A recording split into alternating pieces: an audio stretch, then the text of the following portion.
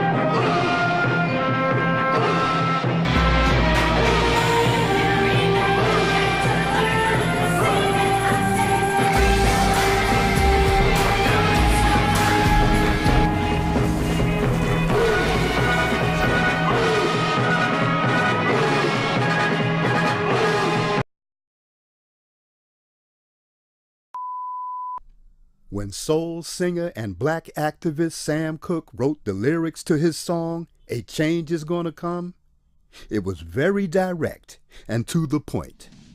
With some changes to it, the song was still digestible.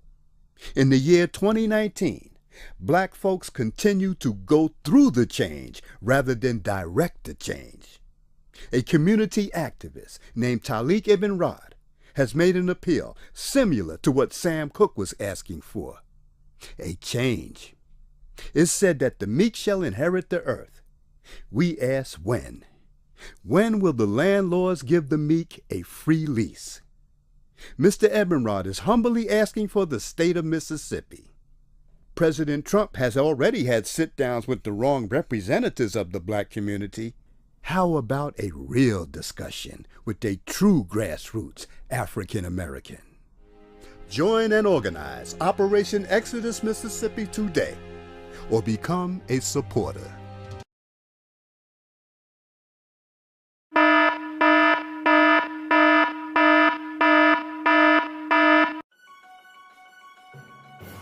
Hey, how y'all doing?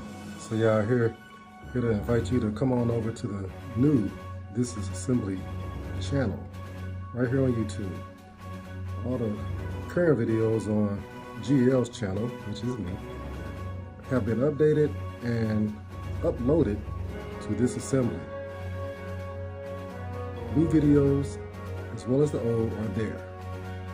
In fact, there are 2 new videos there at this moment, with 2 more soon to follow, and all the other new videos soon after that.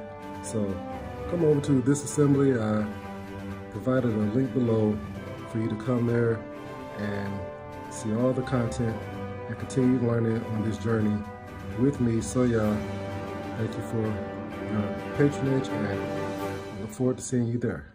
I mean.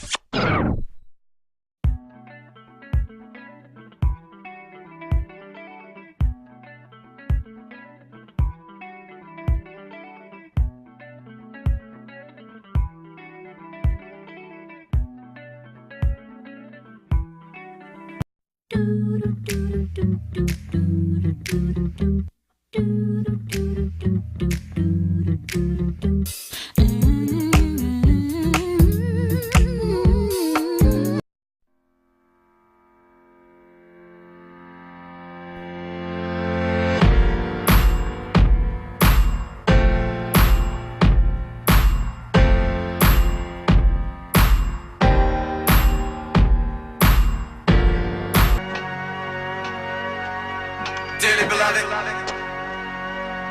we are gathered here today. Dearly beloved, we are gathered here today. Dearly beloved, we are gathered here today. Show you right. Damn, a pretty good planner, huh? And y'all niggas are gay. Window to the wall. Spent all our yard time together. We used to lift weights together every day. He doesn't even spot me anymore. I think there's somebody else. Hell, nigga, you gay. Damn, Morpheus, what you about to do? I love you, man. Nigga, you gay. Nigga, you gay. Nigga, you gay. Nigga, you gay. Nigga, you gay.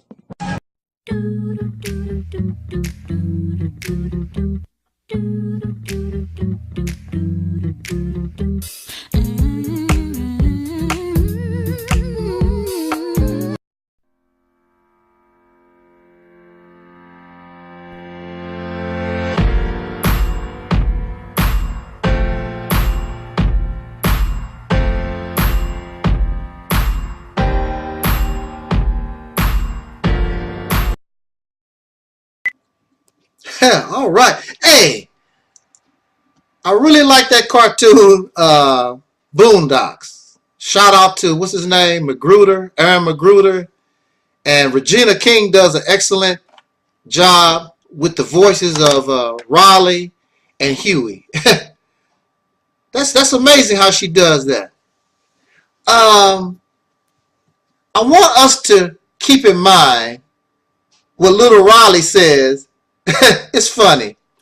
Nigga, you gay. I want to say this very quickly. Now look, when I was growing up in the early 70s, as a young man, you would first start off, like your own personal room, you would start off hanging pictures on your wall.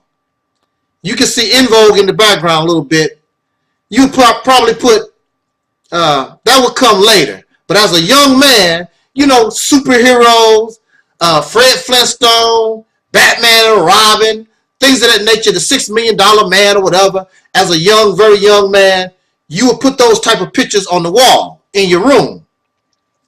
Then as you get older, when we start coming into the 70s, I didn't, but you would have people, young men, they would put, like one of the favorite posters I saw was Wonder Woman, Linda Carter, Wonder Woman. You would see people put Wonder Woman on their wall. And there was another popular picture, Farrah Fawcett from Charlie's Angels.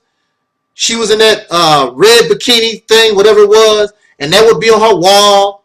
And so, young men, as a very young man, you would start off with superheroes, Batman and Robin, Superman, Wonder Woman, and then you would graduate to Linda Carter, Wonder Woman, or whatever. You would put women on your wall as young men. As young men, you would do this. Now, of course, young ladies, it would be different. I'm not to talk about young ladies. We're talking about what young men did. You would put these images on your wall, and it usually would be a woman. Now, of course, there would be men and women on your wall as you grew older. And then, of course, you would put Jesus, and you would put all your religious symbols on the wall. Now, this is the thing. Now, okay, as a younger man, I would put, well, right now, I would, of course, as you can see in the background, way over there, I got En Vogue, and I would put my beautiful sister here on my wall. Love you. Terry, of course. You know, En Vogue. A whole lot of En Vogue. A whole lot of En Vogue. A whole lot of Terry, a whole lot of En Vogue. Okay. You know. So I would put women on my wall. And maybe I might put myself on my wall. But Now, I'm going to tell you, the majority of the time, I put women. As a younger man growing up, I would put women on my wall. Okay? Now I decided to put Mr. Farrakhan on my wall. First time I ever put a male besides myself on my wall. And I started to look at that picture and I'm like, nigga, you gay. And I took the Minister Farrakhan picture down. Something about, I don't know about you, but something about putting a man on my wall like that. I heard the voice of Riley in the background. Nigga, you gay. And that what made me think, or what brought me to this video, is that you have Christian men, you have Muslim men, you have all these religious men, and they talk about homosexuality. They always talk about lesbian, being a lesbian and gay. That's against God, Sodom and Gomorrah, and all that kind of good stuff. But at the same time, now watch, this is what gets me. These men foam at the mouth about another man. You have men that's supposed to be straight. They're supposed to be straight. They put Mr. Farrakhan picture on their wall, Elijah Muhammad, Jesus, and all like this. Another man. I don't care. Look, I do not feel comfortable with a man on my wall like that. I don't care if it's Jesus or Farrakhan or Elijah or Malcolm or nobody like that, because I feel gay. Why? It's cool to respect somebody. It's cool to honor somebody, but y'all go over the line. Y'all be foaming at the mouth, and y'all be talking about a man like you should be talking about a woman.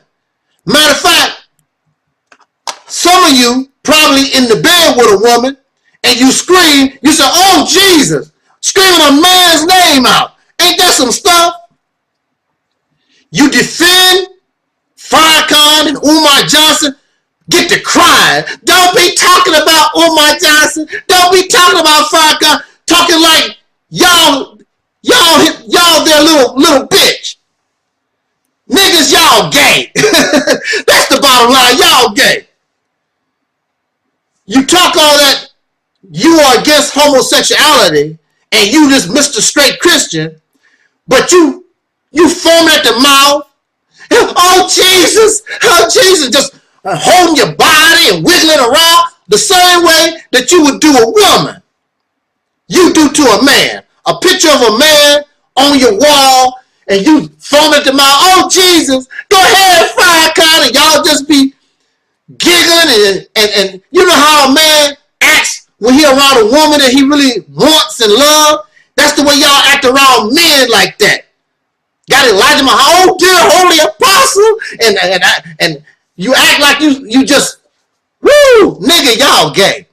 See, that's the bottom line. Sisters, that's the problem. Your men is gay.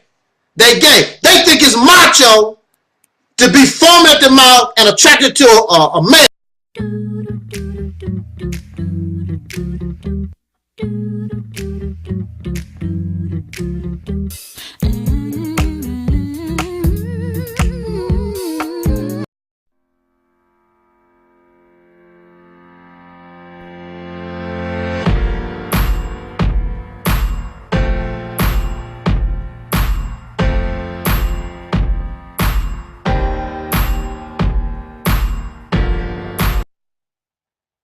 I wonder about our religious teachings. I wonder about our beliefs. And it's just certain questions that just pop up. And when I ask these questions to believers, they really don't have an answer. Most of the time, they will acknowledge it's a good question, and then they would just ignore and keep rolling. And no matter what you say, no matter what you believe, people are going to believe what they're going to believe. Even when you prove without a shadow of a doubt there's something wrong with that belief, they're going to believe anyway. And so that's fine and dandy. But for me, there are many people like myself. When I was a child, I was forced all this God, religion, demons and spirits and ghosts. All that was forced on me as a child. That was not fair. I was too young. I was too young. Wow, my screen is getting all fogged up. As hot as it is out here, how is my screen fogging up? But hey,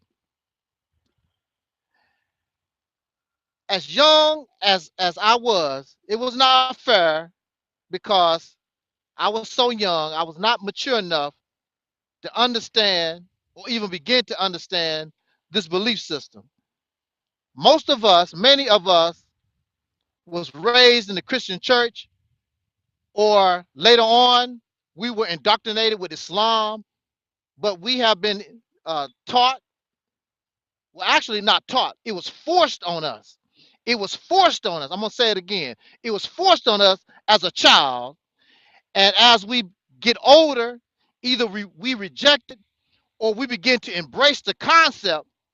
And even though we might not embrace the original teachings of what we was taught, we still embrace the concept of a God and devil and demons and spirits and things of this nature. And it all should raise questions. It all should raise questions. Why is this screen fogging up? But look here, look here. Let's answer a question real quick. What is the question? People, regardless if it's Bible or Quran, why would people rebel against a good God? Why would they do that? I don't understand that. Why would somebody rebel against somebody who is looking out for your best interest? That's a good God, that is just, that's loving, that's caring, and all this. Why would you rebel against somebody like that? That's a good question. And you want to know something? It even gets to the point when you talk about religious teachings, the people in the Bible and Quran, it makes no difference. I don't care how good that God is. And look at this. These people, even today, they don't care how you threaten them. Oh, you're going to go to hell. I'm going to plague you. I'm going to curse you. It makes no difference. I don't care what kind of miracles you do or whatever. These people refuse and they rebel against God. Why would they do something like that? Even to the point they don't care anything about the punishment. They don't care nothing about hell. They don't care nothing about the plagues. They don't care about the diseases and, you know, all those things. Remember the story of Moses? Even after God, what was it? 10 plagues? Even after those 10 plagues, and Moses and his people was trying to get away from Pharaoh, Pharaoh and the boys still said, to hell with that. I'm going to get those people back and bring them back. So even after all that, you know, the first sons died, and Moses turned the river to blood, and you know, all those different things. Pharaoh still was not impressed. Pharaoh did not care. I'm going to do what I want to do. And see, that's an attitude many of us have.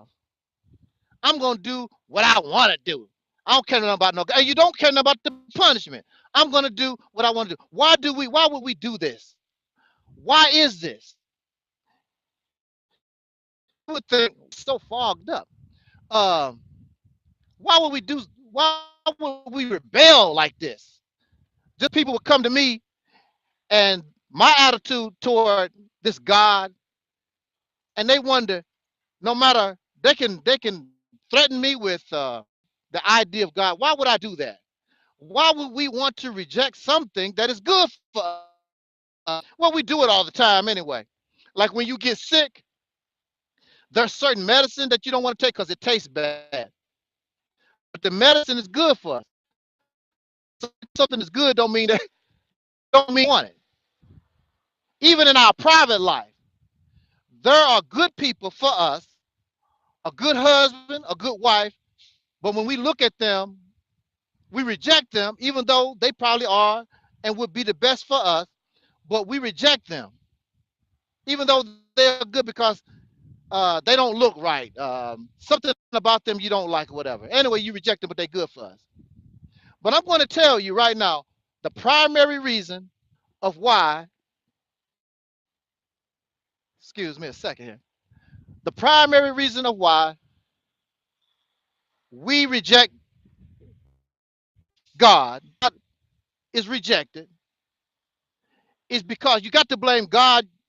You have to blame God just himself or herself. Because whatever we are, remember God made us. I'm going to say that again. Whatever we are, remember God made us. So remember, if we are rebellious, God made us. So God is the reason why we're rebellious. God gave us life. And this is the thing about life. This is why we are rebellious. Because when you are given life, or when you are given anything, it belongs to me. That's natural. If a coconut fall off a tree and you grab the coconut, you said it is mine. It's mine. You don't want nobody to tell you what to do with that coconut. It belongs to me. Don't give me a coconut and then expect me to do what you want me to do with the coconut. It's my coconut. This is my life. This is my life. When somebody tries to control your life, they are attempting to make a slave out of you. And slavery is unnatural.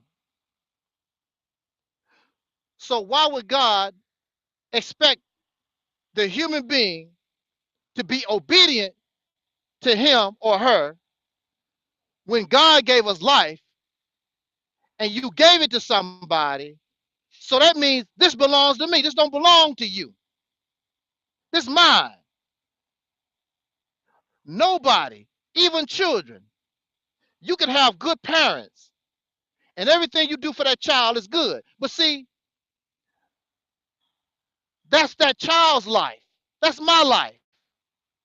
And the child rebels against you in ignorance because the child is immature. They don't know that you're trying to teach them something that's good for them. Many of you are. But it's my life. This is my life. I want to do what I want to do, bad or good. This is my life. This is my life. And see, this is something that religious people must understand, that God is asking us to do something that he programmed us not to do. Because you gave us life. It's my life. It belongs to me. I'm the owner, not you. If you did not want me to have life, you should have kept it to yourself. If you did not want me to have this coconut or this iPhone or this car or whatever it is you gave to me, you should not have given it or given it to me, because now it's mine. I do with it what I want to do with it. It's mine. I don't care if what you want to do is good or bad or whatever. I make the decision. It's mine. Then the God gives you life. Not only does the God give you life, but the God gives you free will. Remember, God gives us free will. But at the same time, this God turns around and tell you, if you don't do what I say, then I'm going to burn you up in hell and all this other stuff. Well, what the hell did you said that I had free will, but if I act on it, if I act upon the life that you gave me, then you want to punish me for it. Whatever I am, God, you gave it to me. It's like this. It's like this. We say that God is good. Exactly how good is this God? Now look, I want to say this and we want to get out of here. Exactly how good is this God? if you take an apple off a tree and you squeeze that apple, you're going to get apple juice, right? Am I right or wrong? Talk black to me. That's what they say. Talk to the pyramids. Talk black to me. Okay, so if you squeeze an apple, do you expect to get orange juice? No, you're not. You're not going to get orange juice. If you squeeze an orange, are you going to get apple juice? No. You're only going to get, oh, wow. See, look. You're only going to get what is in the fruit. No more, no less. So if we are children of God and God made us, whatever we are an extension of God, then common sense tells me that if I'm rebellious, whatever I am, then God has to be also. And if God is a good God, how can a good God produce something that's bad? Unless that bad is also in God. Because you can't get something that is not in something to begin with. It's impossible. So the God that you're calling that is good can't be all good, because in his creation, he's created the bad. You cannot get bad from out of good. It has to already exist in order to get that. And then this means that God is not perfect. This means that God is not perfect. And we are the children of God, and we're not perfect. That means our Father was not perfect since he made us. And if you look at creation, it's not perfect. And even I think it talks about in the Quran, it talks about how things evolve to their eventual perfection. The problem with that is, what is perfection? What is perfection? What is that? And maybe, hey, look, maybe that's the reason why God is so angry, is because God knows that he or she is not perfect. But instead of this God acknowledging that I'm not perfect, I would rather destroy the creation and punish those that reflect my mistake. So you want to sweep this under the rug. That's what you want to do. Let's just kill them all. Let's just destroy Sodom and Gomorrah so people can't see the mess that I made. Because you gave those people free will. Matter of fact, God created the homosexual. God created the lesbian and the gay and all these things that supposed to be a sin. All of it come from out of this God, because if it didn't, it wouldn't exist anyway. It had to come from somewhere. It had to come from the imperfection of a God. And now this God want to punish me, want to punish everybody, because this God is not perfect. But you want to call this God perfect because, of course, this God has more power than you and I do. So in your eyes, because this God has all this power and whatever, this God is perfect. But you know, we do the same thing with people. I understand why y'all cannot see that God is not perfect, because you do the same thing with people. You have people like Louis Farrakhan and Umar Johnson and Tariq Nasheed and then the list goes on and on. You see them as perfect. Michael Jackson, R. Kelly, many of us see these people as perfection. They don't do nothing wrong. They don't do nothing wrong. But they always have some kind of trouble behind them. God has a trouble of a devil. R. Kelly has his troubles, and Michael Jackson and Farrakhan, all of them have their troubles, but they perfect. How is that? How is that possible? If they was perfect. If they was perfect, perfection means you make no error. Perfection means you make no error. But clearly, in this creation, God has made an error. Thus, God is not perfect. So since God is not perfect, God is not in a position to judge you or me or anybody. So that makes this God a tyrant. That makes this God unjust. And that's one of the reasons why you and I will rebel against this God, because this God is just like any other dictator, any other unjust ruler. So you're going to rebel. If this God was as good as you claim, people would not be rebelling. It's something that is wrong. This God is not perfect. That's why the answer to God's problem is to simply burn you up, be violent. Now, at one point, you talk about all this love stuff, but then as soon as you can't get your way, I'm gonna burn you up. I'm gonna maim you. I'm gonna curse you. What is? See, that's double talk. How you gonna love somebody? Oh, we do this out of love. That type of love we don't need. When you have a parent and children rebel against their parents, and many parents are very good parents, the parents run around talk about the children do get punished, but a good parent sits down with their children and try to teach them. Sure, I'm going to say that again. The child must mature.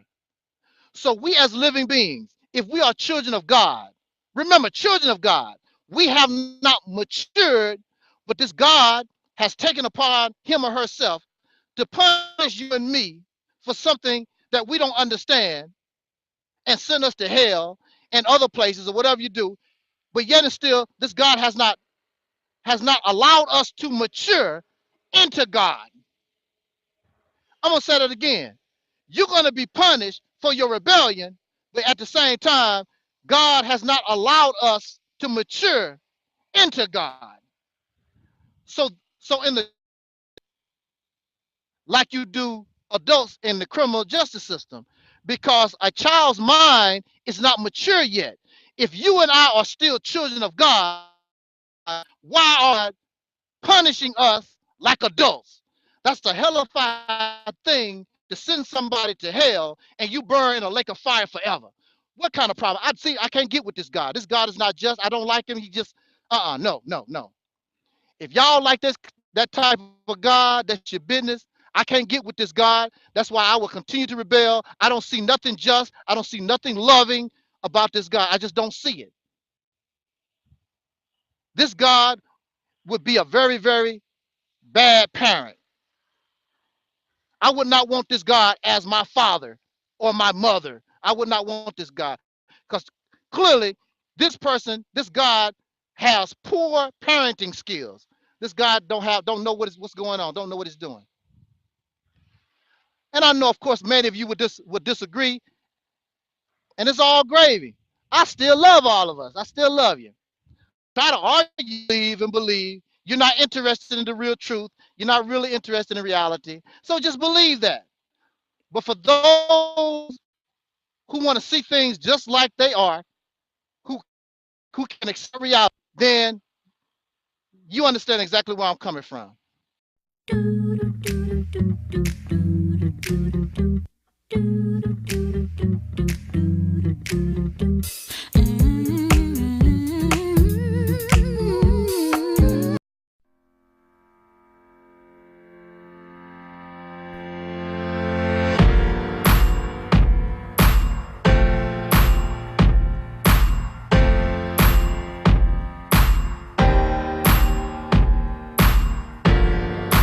Bad spot to go live in. Well, at least we can say we're alive. I just heard not too long ago on the news that in the country of New Zealand, 49 people are dead in a mosque shooting. I believe this is Friday is the prayer service for Muslims, I believe. And somebody, maybe up to 4 people, took out weapons and start shooting the mosque up. Wow.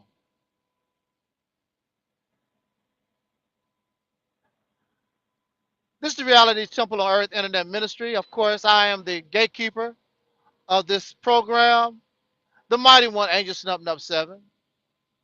I am your soul brother, number one.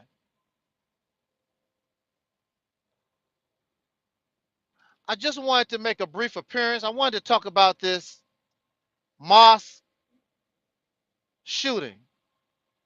Now, of course, a lot of folks will want to get angry at me. You want to get angry at me for what I have to say. I don't know why you're getting angry at me. It's not my fault. Here's another. Keep to the right on I-74 West.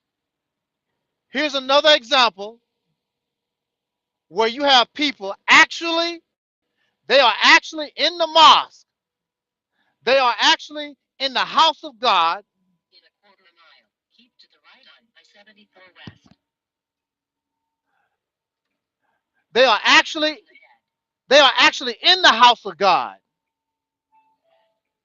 and get their lives taken away.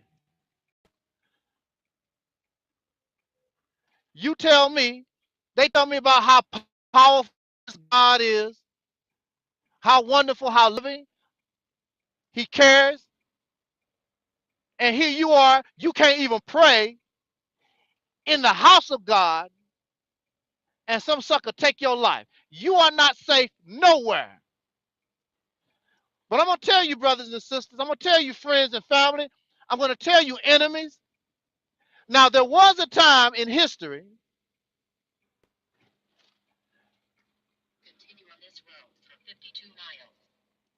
There was a time in history where people used to have some type of respect for the church. They had a little respect for the mosque. In the Wild Wild West, if you was a criminal, but if you found a church, wow, this is getting pretty bad. If you found a church, you could hide out in the church, and the law, I don't know how true this is, but I know I seen on some movies, if you was a bad guy wanted by the law, as long as it was all right, the law would not come into that church because they had respect for, God, the church. So they would not come after you in the church.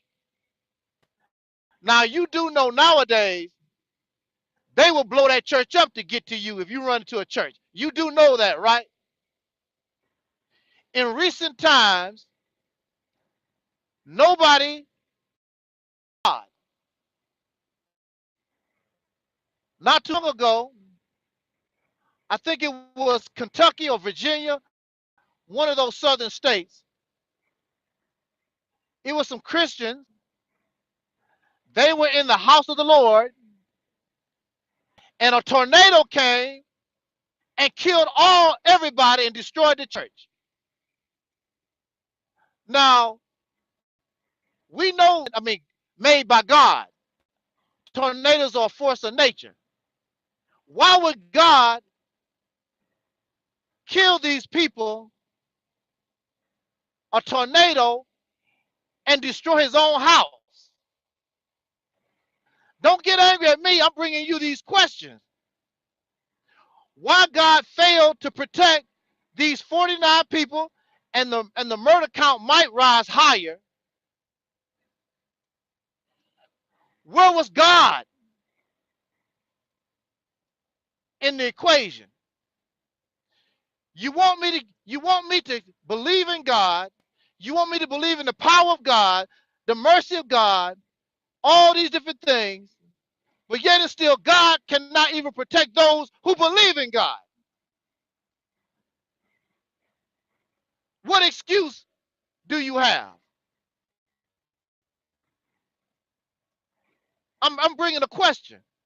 What excuse? They always make an excuse. So why did God allow these 49 people, in this case Allah, it could have easily been Jesus, Yahweh, Yahshua, all the gods that you worship. It could have easily been any of the houses of God. It could have easily been any of you believers in God.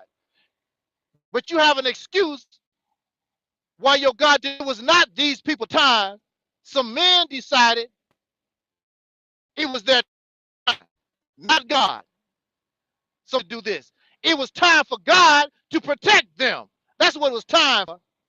And God failed. And God continues to fail. This is a clear observation. It happens over and over and over again.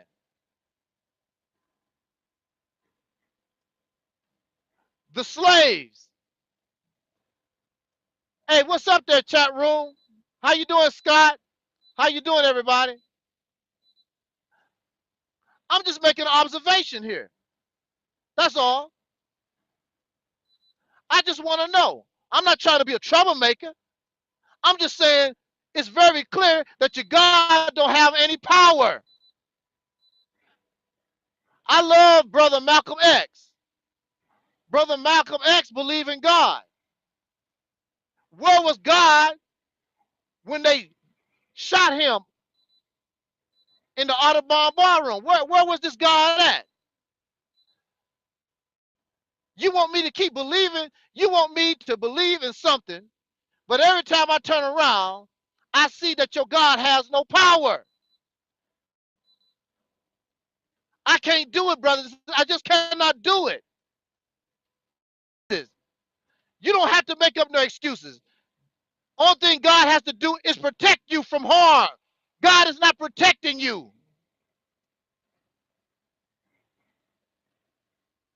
God is not protecting us.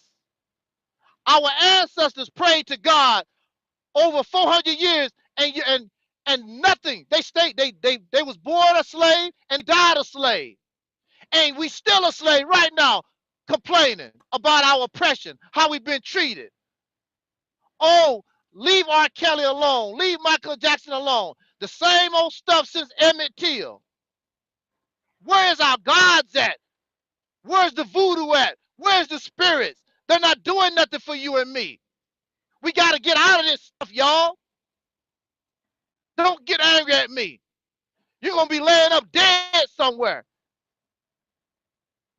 Your God is not going to protect you. Your God can't do nothing for you. The only thing these people had to do was secure their own building. And those guys, those guys might have attacked the mosque, but at least the people would have had a chance to defend themselves.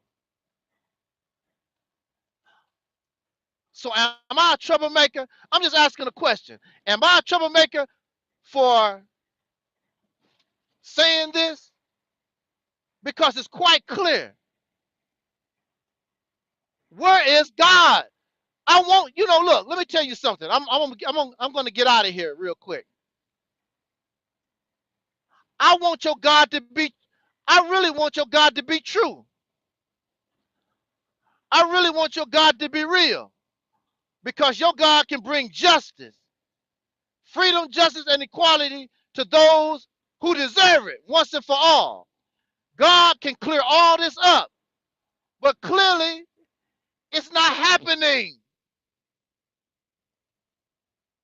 You keep waiting and waiting and waiting.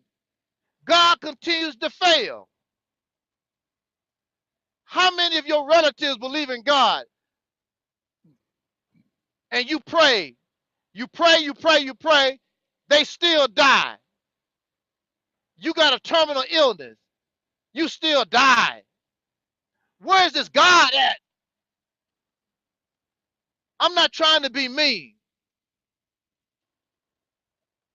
Remember, at one time, I was just like you. I was a believer in Jesus. I was a believer in Allah. I was a believer in God, period. I was locked up for 10 years. And I cried to God. God didn't do nothing for me the whole 10 years. And the sad thing about it, excuse me here. And the sad thing about it, it got to the point I was so desperate, I cried out to the devil. I cried out to Satan. I said, Satan, if you can get me out of this, I will serve you. I will serve you, Satan. And the devil did not show up either. So this made me realize that all this religion, all this stuff that I've been taught is a lie. It's all lies. It's fabricated, fantasy, nonsense. It's a lie. And then I had to take another look at all those black conscious teachings and African pro-black, all that stuff that I was taught. All of it, brothers and sisters, whether we like it or not. I know you love it. I know you love it. I know it makes you feel smart. I know it makes you feel good. It's all garbage. We've been lied to. It's fabrication. It's quite clear. We don't want to accept reality. It's until you accept reality, nothing is going to change. I'm telling you. Nothing you do, nothing you try, unless you accept reality, it's going to be a failure.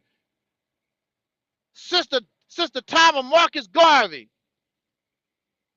you've been a failure, a loser, have accomplished nothing since the civil rights era, nothing of substance since the civil rights era, and you will never, I don't care how you talk, I don't care how bad you talk, I don't care how good you feel, until you accept the reality of the situation that you're in and accept the correct information and take the appropriate action, nothing is going to change. The only thing that's going to happen to you is you're going to be praying to your God in a mosque, and any sucker at any time can come blow your brains out. At least in the Nation of Islam, they have security. But they can get shot down also because they don't believe in having weapons, depending on God. I have yet to see God stop any of these bullets. It's up to us. It's up to us. So am I being mean? I mean, am I right or wrong? We've been waiting on this God to do something for us for thousands of years. I can't do it, y'all. I just cannot do it. I can't do it. So with that said, I just wanted to put my little 2 cents on, my little 2 cents observation, because I'm very sure you're going to hear a lot of people talking about this New Zealand murder, but they're never going to tell you that it was in a mosque, and they're just going to ignore the fact that God died. This is not the first time, over and over again. Allah cannot protect you because Allah does not exist. Take it, or like they say in the Nation of Islam, take it or let it alone. I just can't get with it, y'all. I just can't do it. With that said, thank you for listening. Maybe this weekend I'll try to do a little something. But I just had to say something about this. I got to put God on blast. Look, and I'm talking to God, I'm talking to Yahweh, I'm talking to Jesus. You need to stop. You need to protect these people that believe in you, or you need to show that you are the fake and the phony that I claim. God don't have to prove nothing to you. Yes, he do. And you should want God to prove something to you too. You're wasting your time. Clearly these people believed in Allah, and Allah allowed them to be murdered. You mean to tell me that your God created the heavens and the earth and all these things, the sun, the all-powerful, the all-knowing? You mean to tell me that God knew what these men was going to do and didn't try to stop them? Really? Please jot down in the comment section, please jot down your comments how you make excuses for this God. And don't say, well, that was Allah. All of your gods don't protect nobody. All of them. I have never seen nobody protected by God yet. Nobody. I've never seen it. Well, it was your time to go. Clearly it was, because your God couldn't protect you. That's why it was your time to go. If your God protected you, you wouldn't have had nothing to worry about. God could have made those guys drop dead instantly, right? Don't God have the power to take your life instantly? When those guys decided we're going to murder God's people, God should have made those people drop dead right then and there. Didn't happen. You know why? Because God don't exist. I'm sorry. I know you don't want to hear it, and I know you believe it. I believed it at one time too. But as I matured, as I began to grow, I had to accept the reality that God just not going to do nothing. He don't exist. It's not happening. So prove to me, show yourself, or you're going to make yourself believe that God, I mean, come on. I mean, I just don't get it. I just don't get it.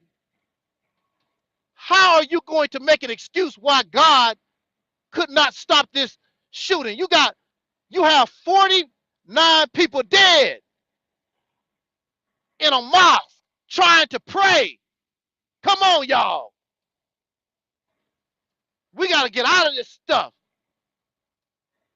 Tricks is for kids.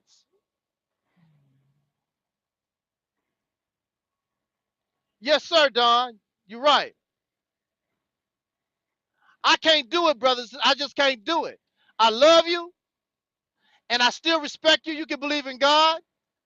Just like, hey, just like I still love children that have invisible friends. I still love you, and I love the little children with their invisible friend. The invisible friend don't do nothing for that child, and this God, the invisible friend for you as an adult, don't do nothing for you. Scott said, I believe in job, not God. Yeah, I believe in I'd rather believe in that's right. Don says, adults ain't no different from children. You're right. That's why we accept that. We still have childlike mentalities. We got to get out of it. We got to grow up, y'all. Peace, Amon. We got to grow up. We got to leave this Santa Claus stuff alone. That's what it is. Santa Claus stuff. Matter of fact, it might even be worse than Santa Claus stuff.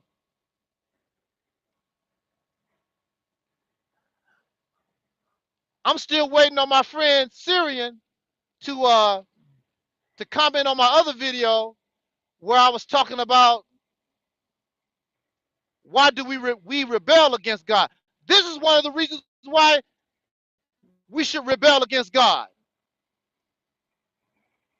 Now, how can God tell me you're going to send me to hell and keep threatening me with my sins and going to hell, but you can't even protect your own people, sir, or ma'am, or whatever you are? Come on now. We need to, I don't know what else to say.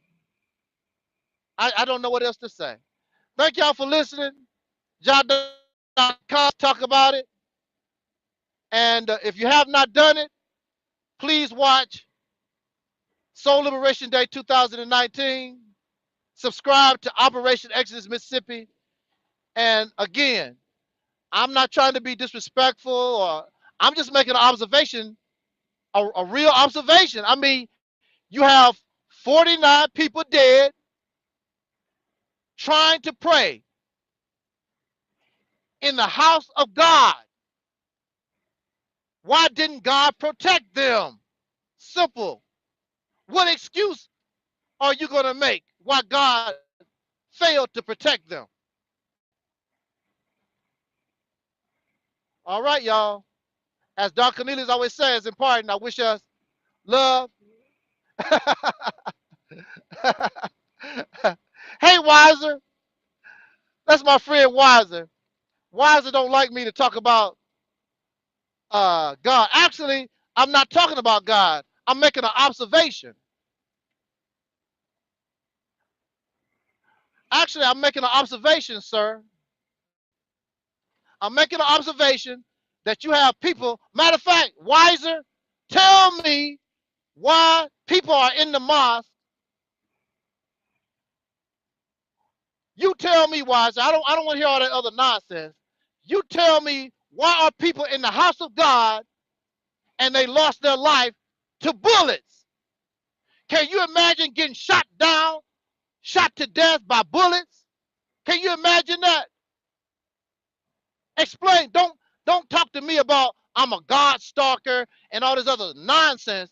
You explain to the people in the comment section when this video is over. You explain to them how you can be in the house of God and get your brains blown out. Explain that to them. In the meantime, y'all, I said all I need to say, and I love us. Oh yeah, they just went to the hereafter. Okay, yeah. So, well, I guess they went to the hereafter because God sure didn't do nothing to stop them from staying here. So I hereafter or heaven or wherever, because they was not protected, so they could stay here longer. With that said, y'all, I'm in tornado. I'll come and blow me away. Now, hey, now God done, but God could not stop these people from murdering 49 people. Ain't that some stuff? I just wanted to get that off my chest, y'all. Thank you for listening. Hey there, James. James, Don, Scott, Wiser, all you guys in the chat room, thank you for listening. I got to roll out. I catch us on the, what's up, Brother Brian? Hey, Brother Brian, you right. I said earlier, at least in the Nation of Islam, they do have some type of security. So, it's something to talk about. We need to believe in God. We need to look at God in a realistic, in a more realistic manner, because the way we're doing it now, this was not the first time, and it will not be the last time.